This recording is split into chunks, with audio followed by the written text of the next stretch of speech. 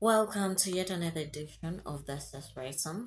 Rysam is my name, and I read Reddit stories. So here we go. 14 years together, and I still have to ask to be touched. I never thought I'd be posting something like this, but here I am. I am an early 30s woman, and I've been with my husband since we were very young. We've been together for over 14 years, married for a long time, and we have young kids. I love him deeply. I always have. We've built a life together that I'm genuinely proud of, even through the difficult seasons. But something changed after we had our first child a few years ago. I struggled mentally for a while, and even though we got through that period, I don't think we ever fully found our way back to each other.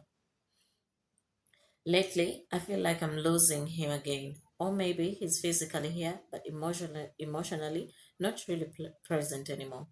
A couple of months ago, I brought up wanting more intimacy. I wasn't asking for anything wild, just more closeness, more affection, more connection. At the time, the conversation felt calm and productive, so I thought maybe it would help. Instead, it feels like the opposite happened. He doesn't initiate anything anymore. If I try, he tends to pull away or avoid it. When I asked him about it. He said he assumes I'm too tired because I wake up early in the mornings. But I've told him clearly that even when I'm tired, I still want closeness. That hasn't changed anything. It's not just physical either. Emotionally, things feel off too. We can sit in the same room for hours and barely speak.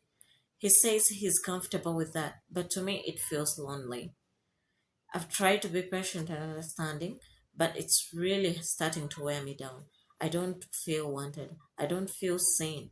I don't feel connected to my own husband. And that's where this gets harder to admit. Recently, I found myself noticing someone else. Nothing happened, and nothing ever would. But the fact that it affected me at all really shook me. I think it was less about the person and more about what it revealed. How disconnected and emotionally starved I feel in my own marriage. I even feel guilty typing that out. I'm not looking to cheat. I'm not trying to replace my husband. I don't want to leave and I don't want to throw away everything we've built. But I also don't know how long I can keep living like this without something changing.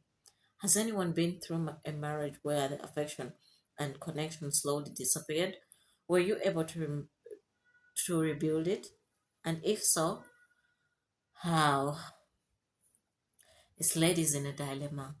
I think I think most marriages that have lasted so long reach at that point where you feel too comfortable with your partner that you do not initiate any intimacy or anything because after being together for 14 years you know most or almost everything about the person you're with, and after having children you start giving all the energy to the children and forget about your relationship. So this lady is asking, what should she do to bring back the spark in the relationship? What advice would you give them to bring back the spark in the relationship, in the marriage? Because her husband, maybe he checked out of the marriage. He's just going through the emotions, and the longer you leave that to grow up, the more he will check out, and then at some point you'll be both be miserable and start hating each other, start fighting just because you want some affection when you ask for it so much. Maybe the husband will reach a point where he doesn't want you to be asking for it anymore and he'll maybe leave or something. So at this point, either therapy or divorcing. you know it's hard to leave a relationship where you've been in a relationship that you've been in for a very long time. It's really hard. All the time you spent in the marriage, saying that that you're leaving it because there is something not going on the way you want it in the marriage. It's so hard. So, guys, what should you do? The first image, I mean, the first comment said, "This is where the creator of marriage gets in. For all the years you guys have been sustaining it by yourselves. Now you too need God. Seek him with all your heart and all will be well." The fact that you say you have noticed someone else means slowly the devil is creeping in and soon you will lose control and do cheat. May God be with you. But if you want to make things right with a person who doesn't, or who is not caring, or who isn't putting in any effort, it starts to feel like a chore. If the person I'm with isn't putting in the same amount of effort that I am putting in, you lose the morale. Give him an ultimatum: change himself or throw him out. I think this one hits, man. You deserve happiness. A lot of marriage and end because of this. That's another comment. Another commenter said, "Why not go to marriage counseling and see if the issue can be fixed? If not, then divorce." Yeah, I should get into marriage counseling first. Try to work things out before you say, "I'm leaving." Try and work things out. Another commenter said, "I divorced twice because of this. I'm a very tactile, needy person. I ended up cheating to get the attention. Bad, I know.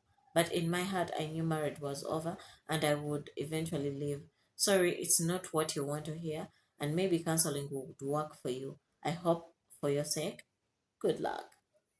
So, guys, write in the comment, what should married people who have been together for so long do? Or the married people who are going to watch, if you're watching this video, what should what should these people do, this couple do? So that's it for today. Don't forget to like and comment on the video, and also subscribe to the channel and share it so that more people watch it, and so that we grow this channel. Thank you. Bye.